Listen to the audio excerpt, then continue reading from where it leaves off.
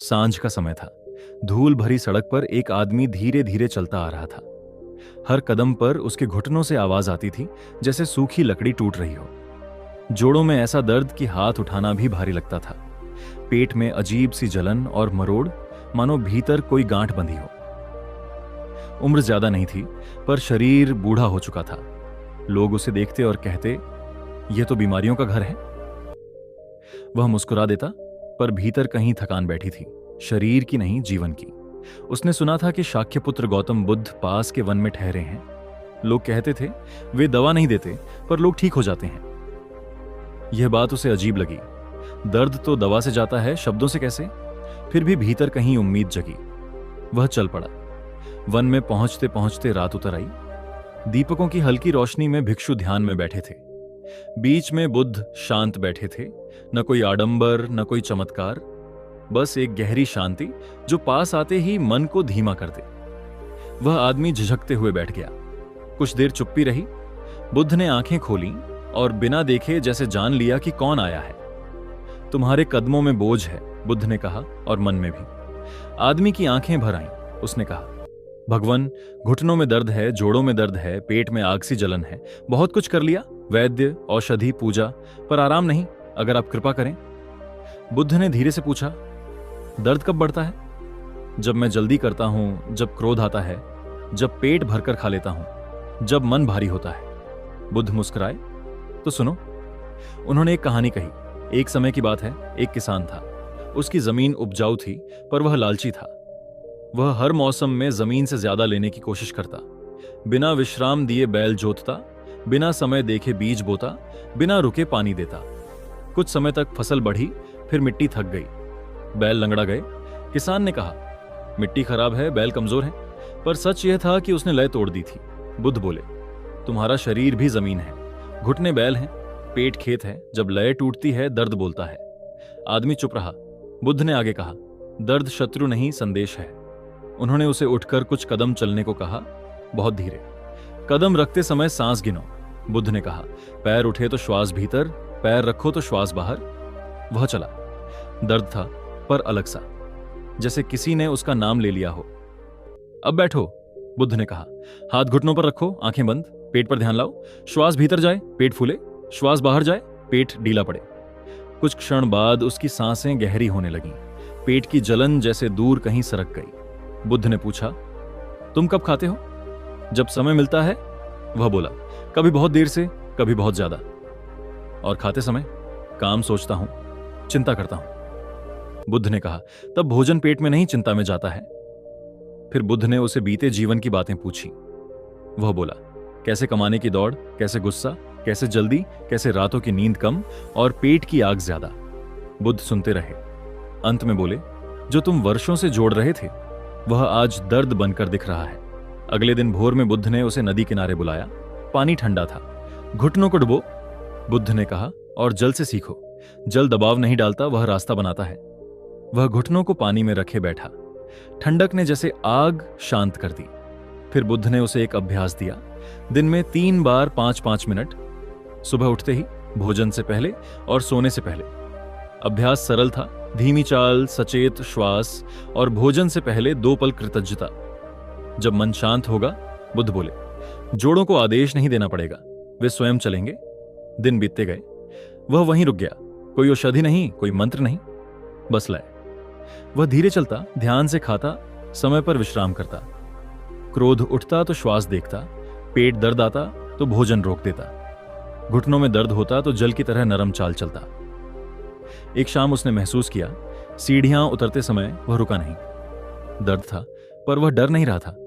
डर कम हुआ तो दर्द भी कम लगा। जोड़ों की जकड़न ढीली हुई, पेट की जलन कम कम होकर कभी कभी आने लगी। वह बुद्ध के पास गया। भगवान, उसने कहा, मैं ठीक हो रहा हूं। बुद्ध ने कहा, नहीं, तुम सुनने लगे हो। वह समझ नहीं पाया। बुद्ध बोले, शरीर बोलता था, तुम भागते थे, अब तुम रुकते हो, यही उपचार है। विदा के समय बुद्ध ने बस इतना कहा, याद रखना, अत्यधिकता रोग है, संतुलन औषधि। वह आदमी अपने गांव लौटा। लोग बोले, कौन सी दवा ली? उसने हंसकर कहा, समय पर चलना, समय पर खाना और समय पर रुकना। लोग हंसे। पर महीनों बाद वही लोग उससे पूछने लगे। एक दिन वह उसी सड़क पर चला जहां कभी हर कदम पर कराह निकलती थी। आज कदम हल्के थे। दर्द पूरी तरह गया नहीं था, पर अब वह मालिक नहीं था। शरीर खेत बन गया था, बैल स्वस्थ थे, किसान धैर्यवान, और हर सुबह जब वह पहला कदम रखता, मन में एक वाक्य गूंजता, दर्द शत्रु नहीं, संदेश है। समय आगे बढ़ा, अर्थुएं बदली। वही आदमी अब रोज सूर्योदय से पहले उठता था। पहले जहां उठते ही शरीर से शिकायतों की आवाज आती थी, अब एक मौन होता था, सुनने वाला मौन। वह जान गया था कि यह मौन ही पहली दवा है। एक दिन चलते चलते उसे ध्यान आया कि घुटनों में दर्द याद ही नहीं आ रहा। उसने जानबूझकर सीढ़ियां चढ़ी, फिर उतरा। न चरमराहट, न डर। वह ठहर गया, आंखें बंद की, मन में हल्की सी खुशी आई, पर उसने उसे पकड़ने की कोशिश नहीं की। बुद्ध की बात याद आई, जो पकड़ते हो वही जकड़ता है। पर अभी सब पूरी तरह ठीक नहीं था। कभी कभी रात में जोड़ों में भारीपन आता, पेट में हल्की सी गड़बड़ होती। वह फिर बुद्ध के पास गया। बुद्ध ने उसे देखा और कहा, अब दर्द कहां है? वह बोला, शरीर में कम, मन में ज्यादा। डर है कि कहीं फिर लौट ना आए। बुद्ध ने जमीन से सूखा पत्ता उठाया। यह पत्ता गिरा क्यों? क्योंकि समय पूरा हो गया, आदमी ने कहा। और तुम क्यों डरते हो? वह चुप रहा। बुद्ध बोले, क्योंकि तुम समय से पहले भविष्य गिरते देखना चाहते हो। फिर बुद्ध उसे गांव के बाहर एक पहाड़ी पर ले गए। रास्ता पथरीला था। पहले वह आदमी यहां आने की सोच से ही डर जाता था। आज वह धीरे चला, श्वास के साथ कदम मिलाता हुआ। पसीना आया, पर थकान नहीं। घुटने झुके, पर दर्द नहीं बोला। पहाड़ी की चोटी पर पहुंचकर बुद्ध ने कहा, बैठो। हवा बह रही थी, पेट अपने आप हल्का लग रहा था। बुद्ध बोले, अब अपने शरीर को देखो जैसे तुम किसी और को देख रहे हो। उसने देखा, घुटने, जोड़, पेट, सब कुछ जैसे एक ही नदी के अलग मोड़ हों, कहीं रुकावट नहीं, बस प्रवाह। बुद्ध ने कहा, जब तुमने अपने शरीर को दुश्मन समझा, तब हर हिस्सा अलग हो गया। अब तुम इसे साथी मानते हो, इसलिए सब जुड़ गया। फिर बुद्ध ने उसे एक अंतिम बात सिखाई, क्षमा। किसे क्षमा करूं? उसने पूछा। अपने शरीर को, बुद्ध ने उत्तर दिया। उन दिनों के लिए जब तुमने उसे थकाया, दबाया, अनसुना किया। वह पहली बार फूट फूट कर रोया, आंसू गिरे, और उसके साथ वर्षों का बोझ भी। उस रोने में कोई कमजोरी नहीं थी। वह रोना पेट की गांठ खोल रहा था, जोड़ों की कठोरता पिघला रहा था। उस रात वह गहरी नींद सोया, बिना करवट बदले, बिना दर्द के जागे। सुबह वह उठा तो शरीर हल्का था, जैसे भीतर से कुछ हट गया हो। उसने झुककर जमीन छुई, घुटनों ने विरोध नहीं किया। उसने पेट पर हाथ रखा, शांति थी। जोड़ों में गर्माहट थी, जकड़न नहीं। वह बुद्ध के पास गया और चरणों में बैठ गया। भगवान, अब कोई दर्द नहीं, उसने कहा। बुद्ध ने कहा, अब कोई लड़ाई नहीं? वह बोला, क्या यह सदा रहेगा? बुद्ध मुस्कुराए, जो आता है जाता है, पर अब जब दर्द आएगा भी तो वह अतिथि होगा, शासक नहीं। वह आदमी लौट गया। वर्षों बीते। वह लोगों को यही सिखाता, धीरे चलो, पूरा चबाओ, श्वास से दोस्ती करो और शरीर से झगड़ा मत करो। लोग पूछते, कौन सी औषधि? वह कहता, समझ। और जब कभी घुटनों में हल्की सी थकान आती या पेट कुछ कहता, वह मुस्कुरा देता, क्योंकि अब वह सुनना जानता था।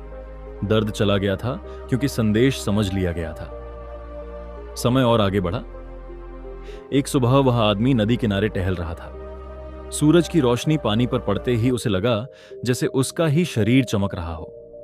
उसने दौड़ने की कोशिश की, न डर न दर्द। घुटने मजबूत थे, जोड़ लचीले, पेट शांत। उसने गहरी सांस ली और पहली बार महसूस किया कि शरीर बोझ नहीं, वरदान है। उसी क्षण उसे बुद्ध के शब्द भीतर से सुनाई दिए, जब मन ठीक हो जाता है, शरीर याद कर लेता है कि उसे कैसे ठीक होना है। वह मुस्कुराया। अब उसका जीवन किसी इलाज की खोज नहीं था, बल्कि संतुलन की साधना था। वह जान गया था कि असली स्वास्थ्य बाहर से नहीं, भीतर की समझ से आता है। अगर इस कहानी ने आपको छुआ हो, कुछ सिखाया हो, तो वीडियो को लाइक करें और ऐसी गहरी, जीवन बदलने वाली कहानियों के लिए चैनल को सब्सक्राइब जरूर करें।